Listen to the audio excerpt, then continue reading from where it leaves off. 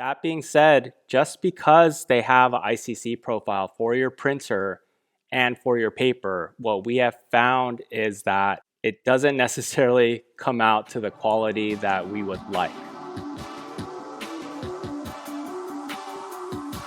Hi, this is Nam from Easy Sunday Club, and today we're going to talk about print settings for your fine art prints and greeting cards. So we've gone over print settings in the context of making your own art print or making your greeting card or our print workflow, but I just wanted to drill down and make a separate video just about print settings because it's a question that comes up often still. What this video will walk through is the print settings that we use here at Easy Sunday Club for our fine art prints. And the medium that Kathy makes her original art on is watercolor art on watercolor paper. So the art print settings that we are using apply best to get the colors out of her art vibrantly when we make a fine art print or a greeting card. Having this walkthrough of the settings will give you an idea of what settings that you can potentially play around with that will make the art prints in your medium look the best. So again, doesn't necessarily apply to you, but hopefully when you look at the settings that we go through and the things that we tinkered with, it will give you an idea of what settings that you can mess around with to make your art prints and greeting cards look the best that they can when you print them out. The reason why it's so hard to get your original scan of your art and print it out to make it look half decent is because there's a lot of things going on. You have a print that you see on the actual screen, which is showing one thing, and then you have to send that data over to a printer that prints out onto a paper, and depending on the paper, that's another variable. So with all of those things going on, it's hard to coordinate those three things to make them in sync. One tool that is given to us is something called ICC Profiles. ICC stands for International Color Consortium. Doesn't mean anything. Just remember that ICC Profiles basically will try to have a profile or a setting that will link up the printer that you have to the paper that you're using. It pays to have a popular printer and a popular paper so that you can have those exact settings spot on. So for example, if I'm using the Epson P800 printer and I'm printing on Epson Presentation Matte, there's a specific ICC profile for that. And I'll show you all different profiles that we have. That being said, just because they have an ICC profile for your printer and for your paper, what we have found is that it doesn't necessarily come out to the quality that we would like.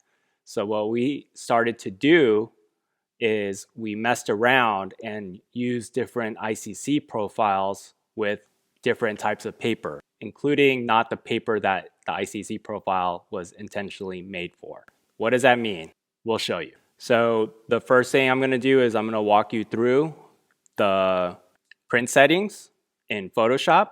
After that, I will do a comparison of the original painting to the final fine art print, and I will also do a comparison between an original greeting card art to the final greeting card, so you can see how they match up. The last thing I'll do is go over some tips about printer setting experimentation that will be applicable to you no matter what printer and what paper you have. So let's get into it. So here is the print that we are going to print, and I'll walk you through all the settings. This print in particular is called the Rainbow Trout print. Lots of colors, and we'll do a comparison with the original after we print it out. So I am using Photoshop, and I am printing on an Epson P800.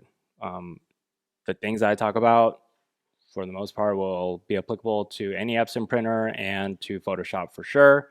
For Canon printers, and you may have some different settings. First thing, of course, is the printer, number of copies, and then I would jump into these print settings next. The most important thing you got to do is look at the paper size. So we are trying to do a full size 17 by 22. And the type of paper that I am going to choose or setting is going to be borderless retained size. What borderless means is that it's going to print up to the very edges of the paper. For fine art printers, there is always going to be this setting. Retain size just means like retain the same size as what you currently have in view for the file. Next thing is that we're going to go into the layout and then go into print settings. So now we have these other settings. Paper source is going to be sheet feeder, which is the back of the printer where you feed in the sheets. But for thicker medium, there's also an option to do into the front feeder for our printer. For media type, I am going to choose matte paper because we are using Epson Premium Presentation Matte Paper. As you can see, if you're using photo paper, printing out some family photos or a nice photograph, then you would use photo paper. And then there's these other papers like fine art paper, planed paper, or canvas that you can choose from. The only other paper that we have messed with is fine art paper and hot press bright. But the reason why I'm not able to choose them is because we have the wrong paper source because it's too thick for the sheet feeder. But if I put front fine art, for example, then all these options open up. The reason why we chose the matte paper presentation matte from Epson is because we could actually use the sheet feeder. Using the front feeder just takes way too much time. Another potential option you can mess with is print quality. It lets you choose the DPI. I've messed with this in the past, but I have not really been able to see a difference between 1440 DPI and Superphoto 2880 DPI. I leave these settings intact of high speed and finest detail, and then I put save. The next important setting is color management. You do not want to leave it on printer manages colors. You want to do Photoshop manages color. And then it opens up the ICC printer profiles. Now you have all these SureColor P800 print settings to choose from. You can download these off of the Epson site and just do a search for your printer and ICC profiles, and hopefully it'll turn up depending on what printer you have. Now, since we are using Premium Presentation Matte, you would think that we would choose something called Epson Archival Matte, but that would not be the right thing to choose. What we actually use is Hot Press Bright. Hot Press Bright is a super white paper that is a fine art paper. And this is the setting actually for that paper. But we actually choose this setting to print out on our presentation matte paper because we like the way the colors show up in this setting. So we choose Hot Press Bright. And that's if there's a secret to this, that would be our secret. I leave this to normal printing, relative color metric, black point compensation. I don't remember what they mean off the top of my head, but for the most part, if you want to know, you can Google it. Position and size I put at center because everything is measured out the way I want, but sometimes if I unclick center and I can choose for there to be a little bit space on the top and left, and usually I put this number 0.194 to give a little bit of space. Scaled print size is 100%. Width of the paper is 17 inches by height 22. I leave everything else as is, and then I press print. Now, when I want to print out a greeting card, I go through the same process. File print. I have my greeting card picture here. And all of the settings are the same as the fine art printer. So that means that the greeting cards that we make are the same quality as our fine art prints. We do use different paper, and we have a separate cardstock paper walkthrough video, but the printer settings will be exactly the same. So matte paper, Epson archival matte, superfine 1440, sheet feeder, Photoshop manages colors, SCP 800 series hot press bright. All of this the same. Center. The paper is 8.5 by 11, and you can print 2 cards on one piece of paper and then print. And I am here to show you the original painting to print comparison. This isn't the original painting that I had in the Photoshop. This is a painting of 2 beluga whales. I wish I had the other painting, but Kathy actually ended up selling it. So if you can see up close, this is what watercolor looks like. You can kind of see all the detail.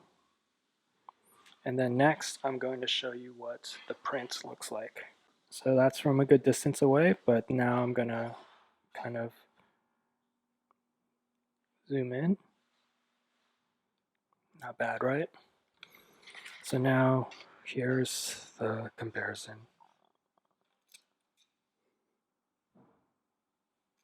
I want to show you the llama herd one. So this is the original painting.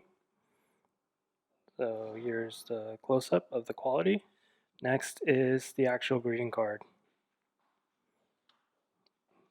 So if you can tell, the colors look pretty good. Now I'm going to do a close-up.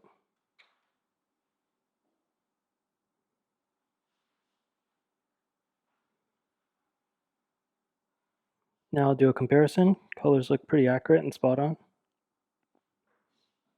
And then I'll zoom in.